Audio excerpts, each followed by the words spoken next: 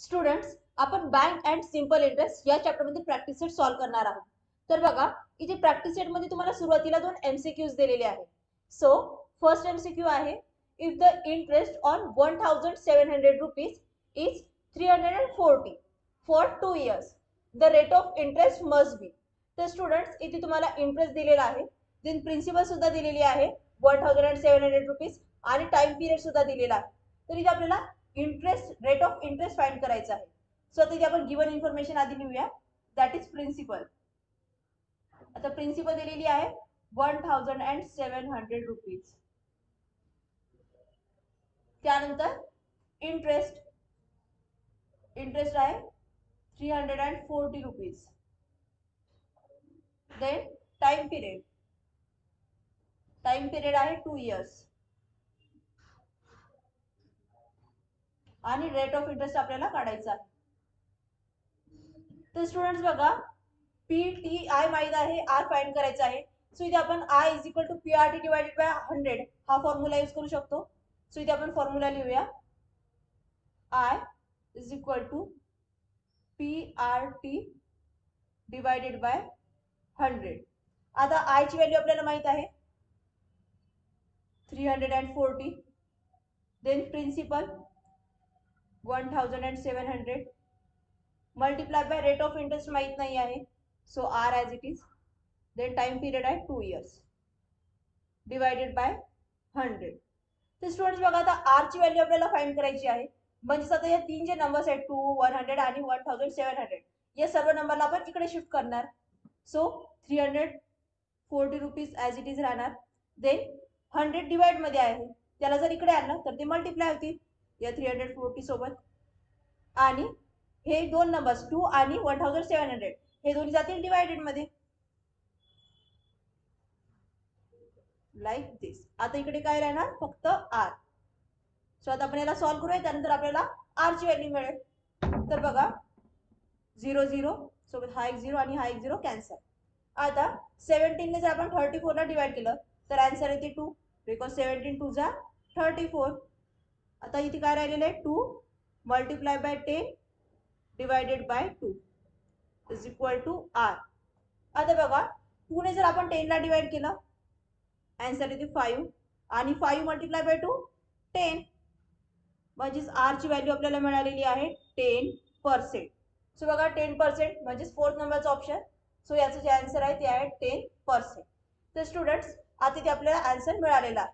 Then second MCQ, if the interest on 3000 rupees is 600 rupees at a certain rate for a certain number of year.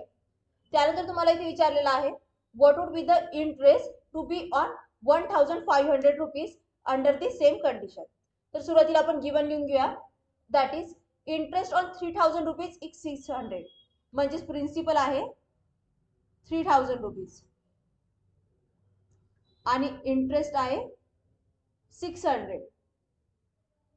आता 3000 प्रिन्सिपलवर 600 interest मिळालेला आहे, पण इथे आपल्याला rate of interest आणि time period दिलेला नाही आहे. हे दोन्ही आपल्याला इथे दिलेलं नाही आहे. पण इथे आपल्याला काय विचारलेलं आहे, ॲट दी सेम कंडिशन, म्हणजे याच रेट ऑफ इंटरेस्ट आणि हा जर टाइम पिरियड असेल आणि जर आता तुम्हाला प्रिन्सिपल दिली 1500 रुपीज, तर तेव्हा आपल्याला किती इंटरेस्ट मिळेल हे इथे आपल्याला विचारलेलं आहे. पण स्टुडंट्स, त्यासाठी आधी आपल्याला रेट ऑफ इंटरेस्ट आणि टाइम पिरियड काढावा लागेल. सो आपण हाच फॉर्म्युला यूज करून आर आणि टी फाइंड करू शकतो. So I is equal to P R T divided by 100. आता बघा, आय माहित आहे, दॅट इज 600. देन प्रिन्सिपल 3000 आणि आर आणि टी च्या व्हॅल्यू माहित नाही, so that as it is राहणार R multiply by T and divided by 100. आता आर आणि टी ची व्हॅल्यू फाइंड करायची आहे, म्हणजेच 3000 आणि 100 ला आपण इकडे शिफ्ट करणार. So 600 as it is. 100 जे डिवाइड मध्ये होते इकडे आणले तर मल्टिप्लाय आणि 3000 जातील डिवाइडेड. आणि आता इकडे राहणार आर मल्टिप्लाय बाय टी. आता याला पण सॉल्व्ह करूया. तर बघा, 1 2 3 1 2 आणि 3. आता 3 1 जा 3, 3 2 जा 6, मीन्स 2 मल्टिप्लाय बाय 10 आता आले 20 आणि 20 कशाची व्हॅल्यू आली आर मल्टिप्लाय बाय टी. आता इथे आपण काय केलेलं आहे या 3 झिरो सोबत हे 2 झिरो आणि हे 1 झिरो कॅन्सल दे 3 1 जा 3 3 2 जा 6 आणि 2 multiply by 10 is equal to 20. तर आर टीची व्हॅल्यू आपल्याला मिळालेली आहे 20. तर स्टुडंट्स आता इथे आपल्याला पुढे विचारलेलं आहे ऍट दी सेम कंडिशन म्हणजे आता तुम्हाला रेट ऑफ इंटरेस्ट आणि टाइम पिरियड हाच घ्यायचा आहे आणि प्रिन्सिपल घ्यायची आहे 1500. तर तेव्हा इंटरेस्ट किती असेल हे फाइंड करायचं आहे. सो आता इथे परत आपण गिवन लिहूया. आता प्रिन्सिपल आपल्याला घ्यायची आहे 1500. इंटरेस्ट काढायचा आहे आणि रेट ऑफ इंटरेस्ट आणि टाइम पिरियड जो आहे हा सेम आहे दॅट इज 20. आताच इथे आपण फाइंड केला आहे. तर आता आपण बघूया की इंटरेस्ट किती असेल. So I is equal to P R T